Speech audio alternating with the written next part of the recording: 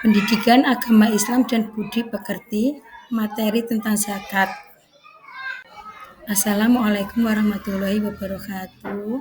Selamat pagi anak-anak. Kali ini Bu Ratna akan menerangkan materi tentang zakat. Materi ini materi pembelajaran kelas 5. Tapi sebelum pembelajaran dimulai, mari kita berdoa terlebih dahulu supaya pembelajaran berjalan dengan lancar. Mari berdoa bersama-sama anak-anak. Doa sebelum belajar.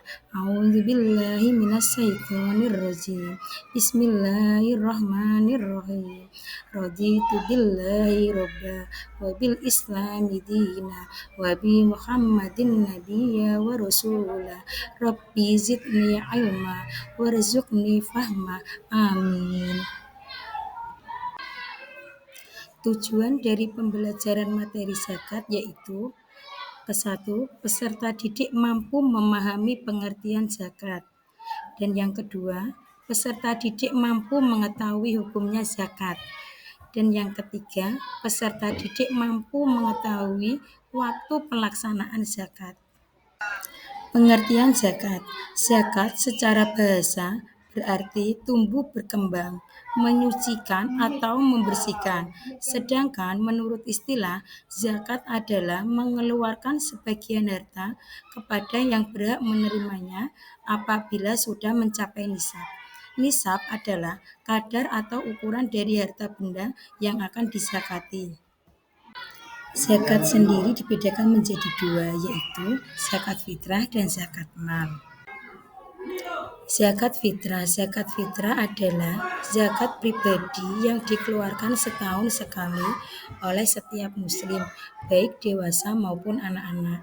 Zakat fitrah yang dikeluarkan biasanya berupa makanan pokok seperti beras.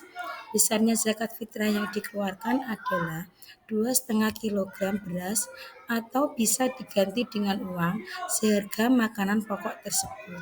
Zakat fitrah bertujuan untuk membersihkan atau menyucikan diri orang yang membayarnya setelah menunaikan ibadah puasa pada bulan Ramadan.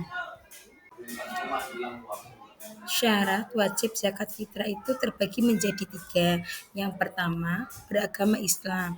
Dan yang kedua, orang yang masih hidup di bulan Ramadan. Bahkan, bayi yang lahir di bulan Ramadan juga wajib zakat. Dan yang ketiga, mempunyai kelebihan harta untuk makanan pada malam hari raya dan siang harinya. Sedangkan waktu membayar zakat dibedakan menjadi 4. Yang pertama, waktu mubah. Waktu mubah yaitu sejak awal Ramadan sampai akhir Ramadan. Dan yang kedua, waktu wajib. Waktu wajib adalah hari terakhir Ramadan sampai menjelang sholat subuh pada tanggal 1 Syawal. Dan yang ketiga, waktu sunnah. Waktu sunnah adalah sesudah sholat subuh sampai sebelum sholat Idul Fitri. Dan yang keempat adalah waktu haram. Waktu haram adalah membayar zakat fitrah sesudah sholat Idul Fitri, maka dianggap sedekah. Sekarang pengertian tentang zakat mal. Zakat mal adalah zakat untuk membersihkan harta dengan mengeluarkan sebagian kecil dari harta yang dimiliki oleh seorang muslim yang diberikan kepada yang berhak menerimanya.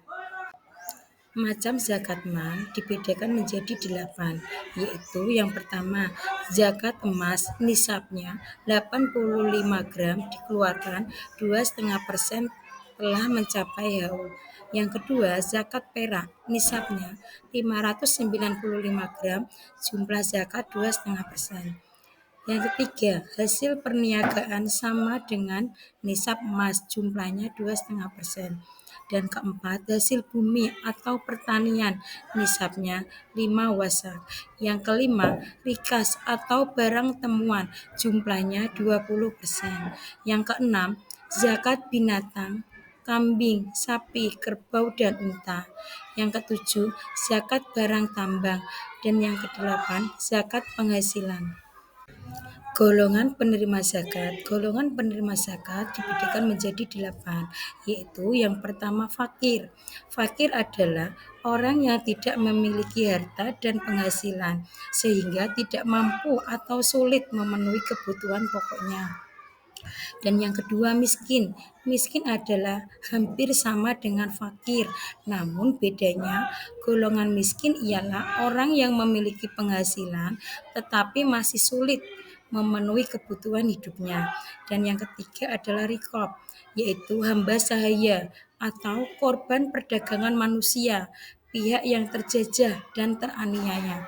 Yang keempat gorim. Gorim adalah orang yang terjerat utang untuk bertahan hidup. Yang kelima musafir. Musafir adalah orang yang sedang dalam perjalanan untuk menegakkan agama Islam, bukan untuk maksiat. Yang keenam mu'alaf. Mu'alaf adalah orang yang baru memeluk agama Islam. Ketujuh, fisabilillah. Fisabilillah adalah orang yang sedang berjuang di jalan Allah seperti berdakwah atau berjihad. Dan yang kedelapan adalah amil. Amil adalah orang yang mengurus zakat dari mulai penerimaan hingga penyaluran. Hikmah dari zakat yaitu terbagi menjadi 6. Yang pertama, bebas dari beban yang telah disyariatkan oleh agama. Orang muslim yang telah menunaikan zakat berarti bebas dari kewajiban tersebut. Dan yang kedua, membantu menyelesaikan problema kesenjangan sosial antara orang kaya dan orang muslim. Yang ketiga, menambah harta. Keempat, membersihkan harta yang berzakat sehingga tidak bercampur dengan orang lain. Kelima, menambah wibawa sosial seseorang. Dan yang keenam, menumbuhkan rasa kasih sayang antar sesama. Pembelajaran kali ini cukup sampai di sini ya anak-anak, pembahasan tentang zakat. Pembelajaran kita akhiri dengan bacaan hamdalah bersama-sama. Alhamdulillahirabbil alamin. Wassalamualaikum warahmatullahi wabarakatuh.